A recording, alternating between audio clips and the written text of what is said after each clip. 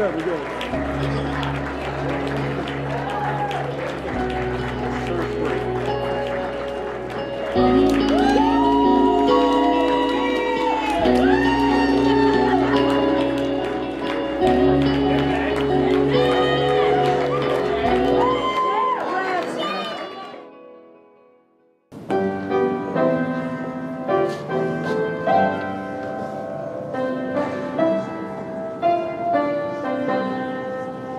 Oh, say, can you see by the dawn's early light what so proudly we held at the twilight's last gleam, whose broad stripes and bright stars through the perilous fight, oh, the ramparts we watched were so gallantly streaming, and the rockets' red glare on bursting in air gave proof through the night that our flag was still there.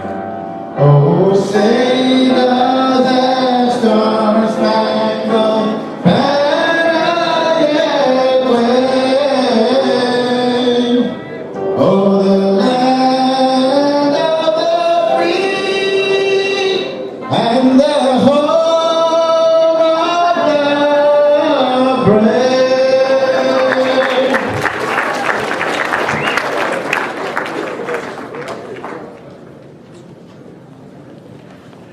Please be seated.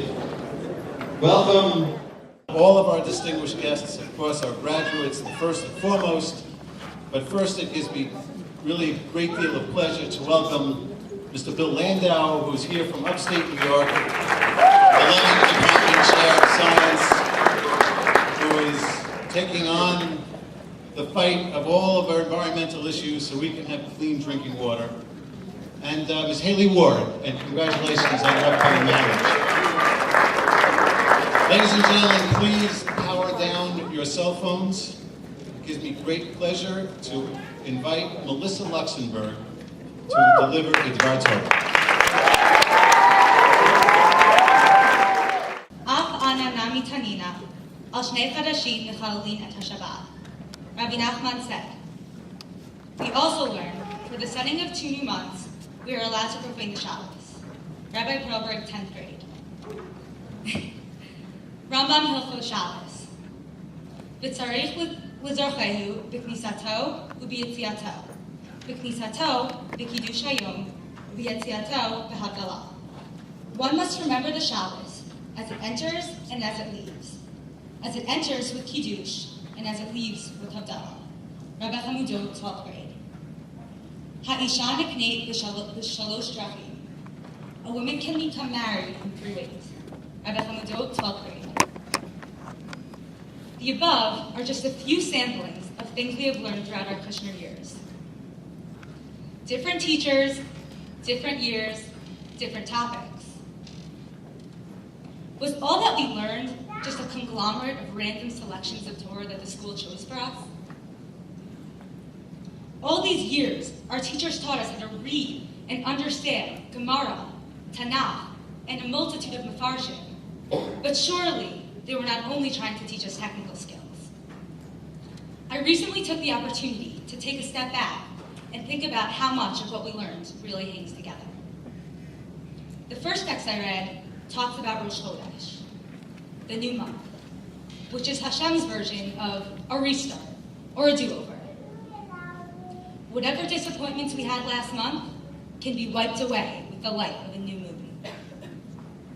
The second text I read talks about Havdalah and Shabbos, completing Shabbos and beginning a new week.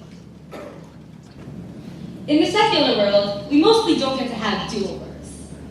If we miss a last-second shot in a game, down by 1, the ref doesn't hand us the goal and say, here, I insist you take another shot. If after we hand in our AP history exams, we realize that we filled in the wrong bubbles on the answer sheet, We don't get a call from College Board that night asking us if we'd like to take a retest. But in Judaism, do-overs are not only allowed, but they're encouraged. Through the concept of second chance, tshuva, we are provided with the ultimate in hope and optimism. Judaism encourages mulligans, a new month, a new marriage, a new week. There are no dead ends, and our growth is never fully complete. We do get to take that shot after the buzzer sounded, and we do get to re-record our AP answers. We are allowed to switch to the bottom level of the Judaism bridge. You can't bring the Korban Pesach in Nissan? Bring it in Iyar. You missed Shachrit? Stay mikvah twice. You missed Tashlich on Rosh Hashanah. Go before Hoshana Rabbah. Even our souls get refreshed every single morning. In the United States Convention of Neurologists from all over the world, one of the main topics was fainting upon getting up from bed. One of the speakers was Professor Linda McMahon of Great Britain, and she gave a lengthy speech regarding her research on the issue. She elaborated that after many years of study and investigation on the subject, she came to the conclusion that the fainting is caused by the sharp transfer between laying down and standing up. Professor McMahon said that it takes 12 seconds for the blood to flow from the feet to the brain. But when a person quickly stands up upon waking up, the blood gets thrown to the brain too quickly and may cause fainting. Therefore, she suggested that even those who don't have a tendency to faint upon waking up should sit on the bed every morning and count till 12 slowly in order to avoid dizziness, weakness, and or fainting. Another professor, a religious Jew, asked permission to speak. He said, "Jews have an old tradition, one that is thousands of years old, to say a prayer of thanks to the Creator of the world for allowing us to wake up healthy and whole. The prayer is said immediately upon waking up, while one is still sitting on the bed. There are 12 words in this prayer, and if one regulates himself to say the prayer slowly and with the proper concentration, it takes exactly 12 seconds to say. 12 words in 12 seconds. He said the prayer slowly in Hebrew. Modeh ani lefanecha melech chai v'kayam shehechazarta bi nishmati v'chemla raba emunatecha. I thank you, O living and eternal King, because you have graciously restored my soul to me. Great is your faithfulness. Today is our last act together as classmates. Many of us have been together for 12 plus years and might even remember the first act that we shared, that of receiving our first grade sitter, from which we recited the Modeh Ani daily. Just think about it. The Modeh Ani was the first tefillah that we learned, teaching us that Hashem loves us so much, He wants us to keep doing it until we get it right. High school has been an amazing experience. I'd like to thank Hashem for providing me the opportunity to renew my relationships with my classmates and my teachers. I'd also like to thank the administration for providing me with these special years. There are so many things that I'm proud of, and even some things that I'd like to do over. The good news, there's always next month. That's the class of 2013.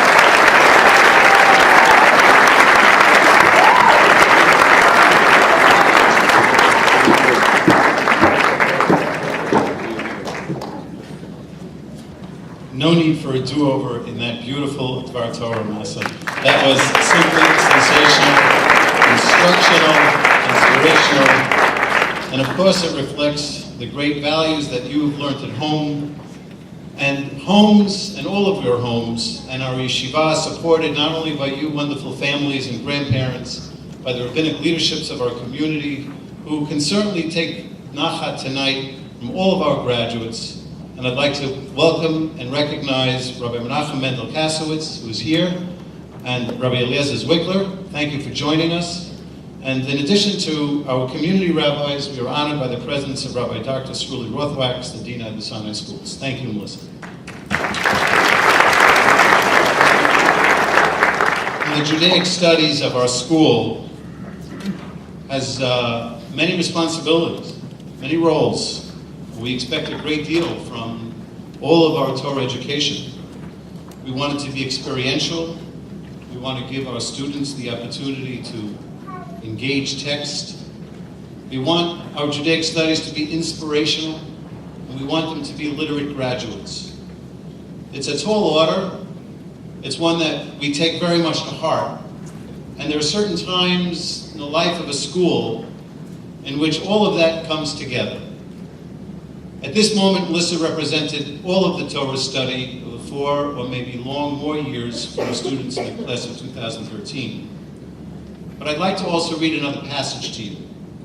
And that passage was written about Olivia Kumsky, who many of her classmates just returned from Poland to witness, to experience, to live through from a removed historic place the great tragedies that befell our people some 70 years ago. And this is what I'm going to quote. We were surprised to see pictures of Olivia Kumsky's family. The photo album that we saw in Auschwitz contained photos of my great-grandmother, writes Olivia, great-aunt Esther, and my Bubba. It was an extremely emotional experience seeing their pictures hanging in such a horrific place. I felt a strong connection to my ancestors, and I was in shock to witness the horrors that went through. When we continued on to the remains of the gas chambers, there was a photo of my great-grandmother and extended family right before they entered the gas chambers. Seeing them in the exact spot they spent their last few moments of their lives made me feel proud, like I was living proof that the Nazis failed in their attempt to wipe out my family. Olivia and the class of 2013, and all of our alumni in the audience, you are all living proof that we are Am HaNetzach, that we are eternal, and that our message burns on, and every single one of you is empowered to carry that message with you. It's what we teach in the school, and it's now your responsibility to own. So thank you, class of 2013, and I think we all owe a debt of gratitude to the Toll and Zuckerman families for making sure that a trip like this could take place for our students of this graduating class. Thank you.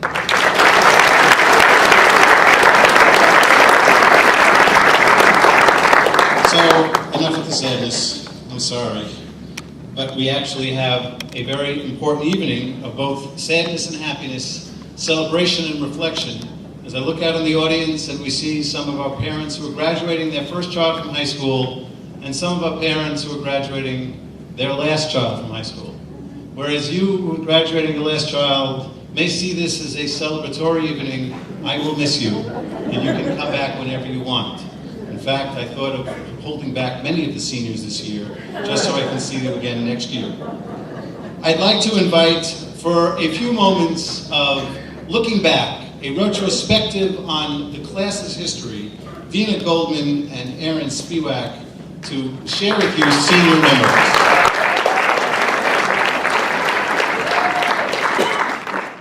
I think I'm gonna cry. Why? I've been in this school from the beginning. So have I. No, like the very beginning. 14 years. Interesting. There are 4 of us that have been here for 14 years in this building. Well, this is high school graduation, so we can start with high school, freshman year. Okay, well, freshman year was my favorite TWIL ever. I don't even remember what that was. We went to West Point to watch a senior get accepted to college. How fun. Well, yeah, I remember him. He didn't end up going there, did he? No, but the barbecue afterwards was pretty solid. Barbecues are always solid. Or anytime our school is fun. Looking back, Kushner was great. There was so much food. Just like all the Cosmos things, man. Like random bowling trip. You remember that trip? I thought we were all in trouble when Miss Kripke called us into the shul and she was like, get on the bus, we're going bowling. That was it for freshman year, I think. After all, it was the awkward year. Okay, so sophomore year. Well, we started with 4 fewer kids. And sophomore year was really rough for Gabe Brad. Yeah, not to you, when you fell in the lake after Dude Ranch, you got drenched. Did you have to wear your brother's basketball uniform the rest of the day? Yeah, he did. And then at Shabbaton that year, Mr. Bryan had to take him to the hospital because he fell while playing football. Well, at least it all worked out for him. I mean, he is going to Columbia. And some going to Harvard. In case you didn't know. Don't fear the sophomore sleeping. Please. use the microphone, please?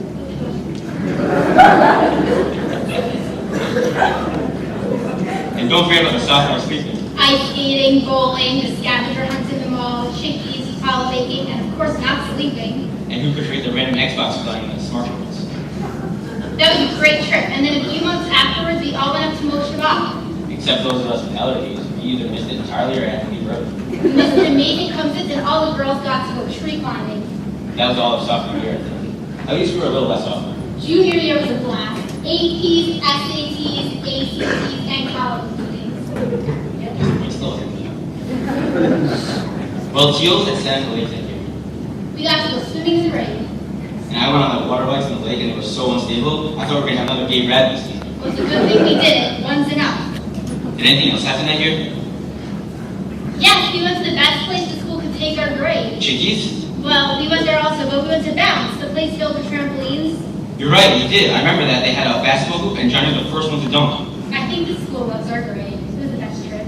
Well, of course they did. They bought us great t-shirts when they gave us senior year to prove it. You're right, they do love us. So do we have enough time to see what happens this year? I think we will. Let's try. So what did we do this year? Well, our Helen and Try gave us tours of Jeff Blake on T-Wall.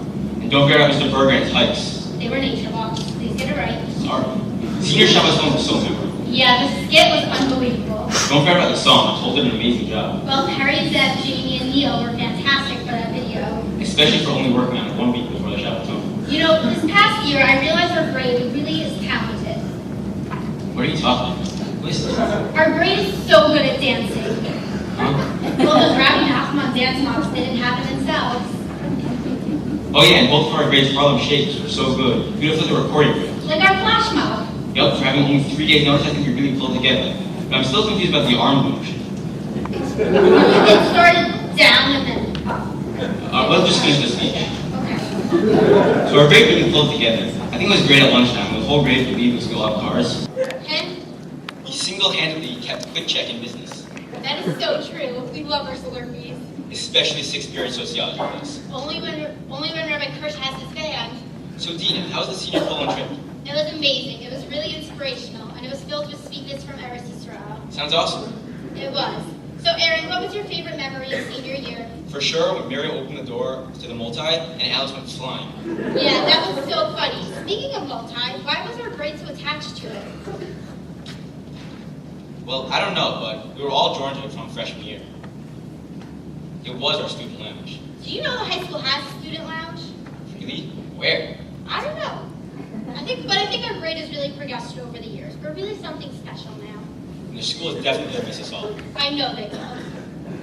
Thank you. Congratulations.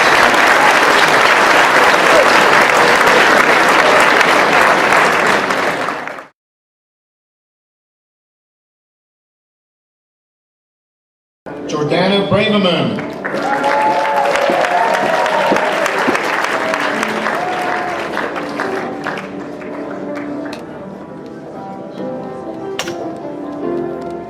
Melanie Candelario.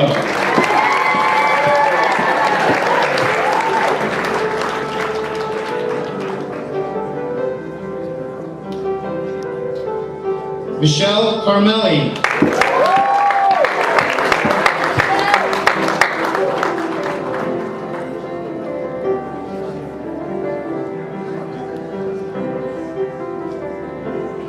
Olivia Komsky.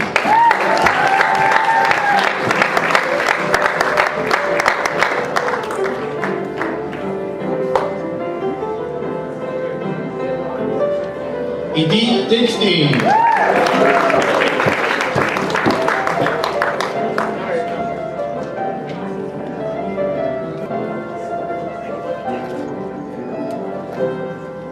Elizabeth Kessel.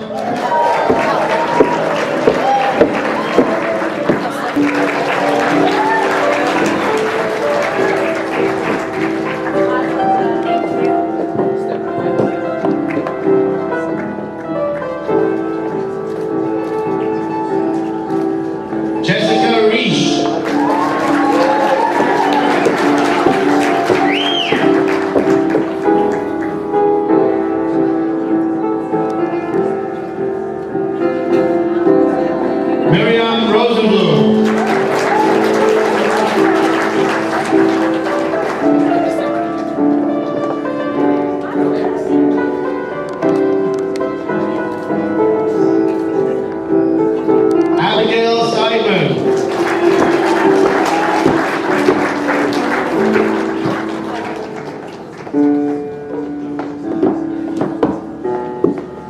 yell start.